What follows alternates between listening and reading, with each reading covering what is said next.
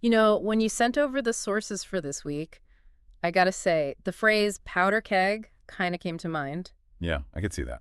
We're diving into some heavy stuff, really, like the targeted killing of a Hamas leader, the ripples it sent through Gaza, and well, the situation there is already incredibly tense as it is. Putting it mildly, yeah.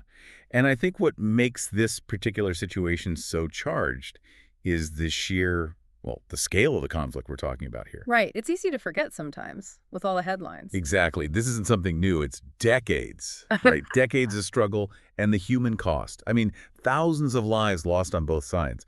Just in the past year, we're talking over 1,200 Israelis and 42,000 Palestinians. Right. Hard to even wrap your head around numbers like that. It's true. It's easy to get, I don't know, numb to the statistics, which I think is why this particular death, Yahya Sinwar, it kind of hit differently, I think. Oh, absolutely. This wasn't just another casualty. We're talking about a major, major figure in Hamas. No question.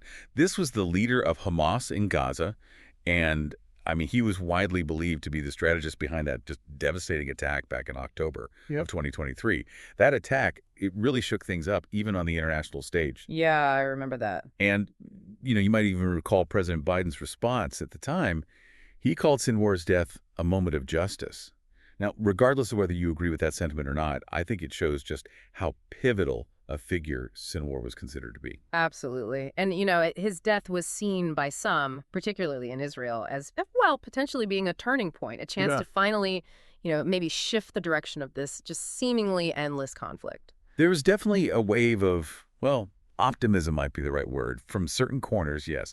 I mean, Netanyahu himself even hinted at it being, the beginning of the end. But then on the other side, you have Hamas immediately framing Sinwar as a martyr. And within Gaza itself. Well, that's where the reactions get, let's just say, a lot more complicated, more telling, frankly. Before we get to the reactions from Gaza, though, which I definitely want to dig into, I have to ask about, well, the elephant, or I guess the drone, in the room. Right.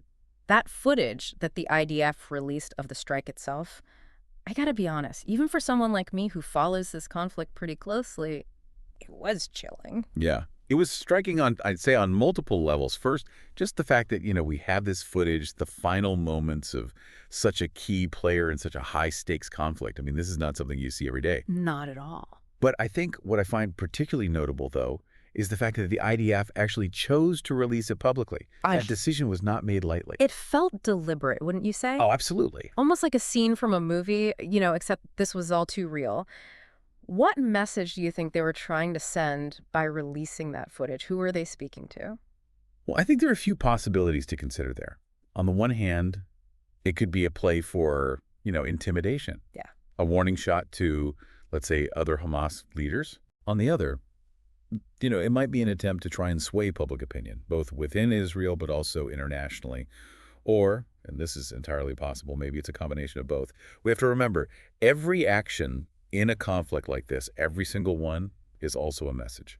That's a good point. And what about the content of the footage itself? Anything that really stuck out to you about it? I think what's most striking is how ordinary it appears. Sinwar just sitting there in an apartment, seemingly unaware of what's about to happen. It really underscores, for better or worse, the precision of these drone strikes. It definitely makes you think about the ethical implications of drone warfare, but that's probably a conversation for another deep dive, maybe? For now, I think it's important to unpack what impact Sinwar's death has had, especially when it comes to those hopes for a ceasefire. Right, because, well, some Israeli officials, as we mentioned, initially expressed, a cautious optimism. The reality is Hamas's demands, they haven't changed one bit. And those demands a complete end to the war, a full Israeli withdrawal from Gaza, and the release of all Palestinian prisoners are, to put it lightly, non-starters for the Israeli government. So we're at an impasse then, even with such a significant figure now out of the picture. Well, not necessarily. While Sinwar's death, may not have produced an immediate shift in, let's say, the public stances of either side, it has undeniably created a power vacuum within Hamas. And that, as you might imagine, has led to a great deal of internal, shall we say, jostling and potentially some very different opinions on how to proceed. Yeah, it's important to remember Sinwar was a powerful figure Yeah, but a controversial one, too. Right, right. I mean, there were factions within Hamas itself that, didn't exactly see eye to eye with his approach, saw him as, well, too militant, maybe, Yeah. too unwilling to even consider compromise. And those voices, well, they might be finding it a little easier now to, let's just say, make themselves heard. That makes sense. But of course, whether that actually translates into, any concrete action on a ceasefire, I mean, that's the million-dollar question, isn't it? It really is. It Yeah. really is. And in the meantime, we can't forget about what's happening, on the ground in Gaza. We've talked about the numbers, the statistics, the figures of this conflict, but what about the human toll? Exactly. I mean, that's where things become even more, I don't know, heartbreaking, more complex even. Absolutely. You've got a population that has been living under siege for, I mean, years now, Yeah. subject to these recurring cycles of violence, economic hardship. I mean, imagine the weight of that, that sense of constant uncertainty. And now, with Sinwar gone, well, there's this whole other layer of anxiety there, fear of what comes next, right? And that fear, it's not just directed at Israel, right? I mean, that CNN report that you shared, it included that, oh man, that incredibly poignant quote from that woman in Gaza. I can't get it out of my head. She said, talking about Sinwar, she said, he committed crimes that we have paid the price for. I mean, wow. It's powerful, a powerful statement. And I think it really speaks to this, this growing sense of frustration, maybe even anger, that I think some Gazans, at least, feel towards Hamas's leadership. While outwardly, Hamas likes to present this image of, a united front. The reality, it's far more nuanced, let's just say. I can imagine. You have many people in Gaza who, frankly, feel caught between a rock and a hard place. They're critical of Hamas, their tactics, but they're also, at the same time, wary of what might happen if Hamas were to weaken or, God forbid, lose control. Right. So they're trapped between a Hamas that they see as, well, at least part of the problem, and an Israeli government that, let's be honest, shows no signs of easing its stance either. It's a really disheartening situation, to be sure. But I think it's so important, and I can't stress this enough, we can't afford to lose sight of, the human element here. Right. Because behind all of this, the political maneuvering, the strategic this and that, you have real people. Real people who are just trying to, live their lives, raise their families, find some, semblance of normalcy in the middle of this ongoing crisis. It's true. And it's their voices, their stories that I think we need to be paying attention to those. 100%. Because, I mean, if the goal really is to, find a path toward peace, toward a future where these cycles of violence are actually a thing of the past, well, we have to understand the perspectives of those who are most affected by it, right? I think that's fair to say. That CNN report, man, it really drove that home for me. What I found so interesting were the different views, even within Gaza, about what Sinwar's death might actually mean for their future. Yeah, it wasn't this monolithic response at all, Some, they mourned him. They mourned him as a hero, as this symbol of resistance. Sure. Others, like the woman you mentioned, I mean, they saw his death as this, maybe this potential turning point, a chance for new leadership. Yeah. A different approach, a different path. And then there were those who, frankly, just felt numb, resigned to the fact that, nothing's going to change, regardless of who's calling the shots. So where does that leave us then? We have this power vacuum within Hamas, a whole spectrum of emotions and opinions inside Gaza itself, and, well, an Israeli government that doesn't exactly seem, let's just say, poised to make any significant concessions anytime soon. Where do we even go from here? It's I don't know, we're standing at a crossroads here, but the path forward is, well, anything but clear. What really gets me is how, I mean, even with a figure like Sinwar gone, the core issues, those haven't changed an inch, have they? That's the heart of it, isn't it? This conflict is so deeply entrenched, fueled by decades and decades of, mistrust, violence, competing narratives, you name it. And Sinwar's death, maybe it's shaken things up a little, at least in the short term. But to really break free from this cycle, I think something much more fundamental needs to shift. Yeah. I keep finding myself thinking back to that drone footage. The IDF's decision to actually release that, it felt calculated. Like they were trying to send a very specific message. But who was that message really for? Was it just about, intimidating Hamas?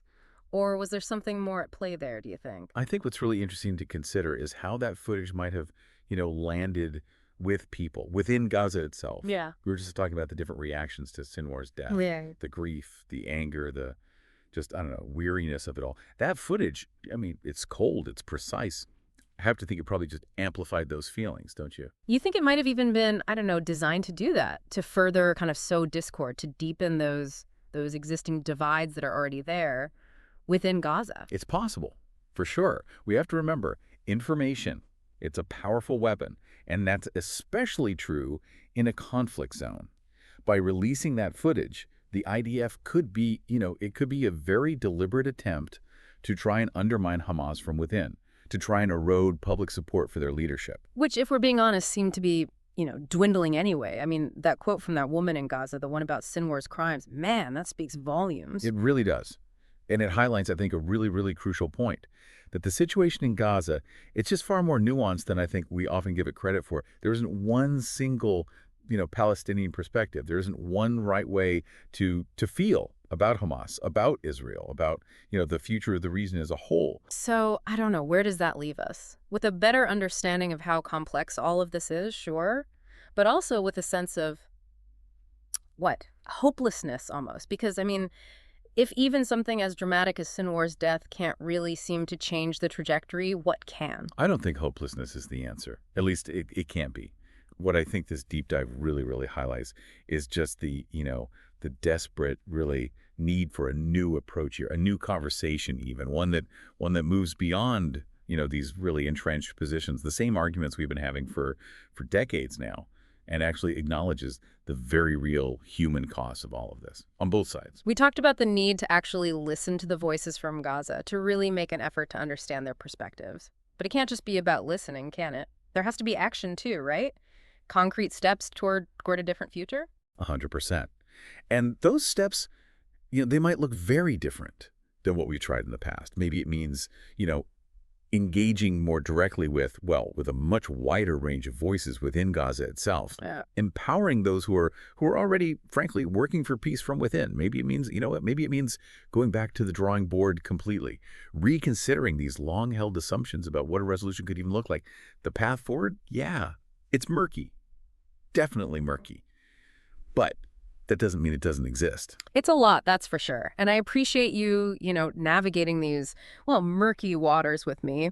For all of you listening, I hope this deep dive has given you, at least a better understanding of just how complicated all this is. Everything surrounding Sinwar's death, the potential ripple effects, all of it. Keep asking those tough questions. Keep seeking out those diverse perspectives. And most importantly, don't ever lose sight of, the human stories. Those are at the heart of all of this. Until next time, stay curious.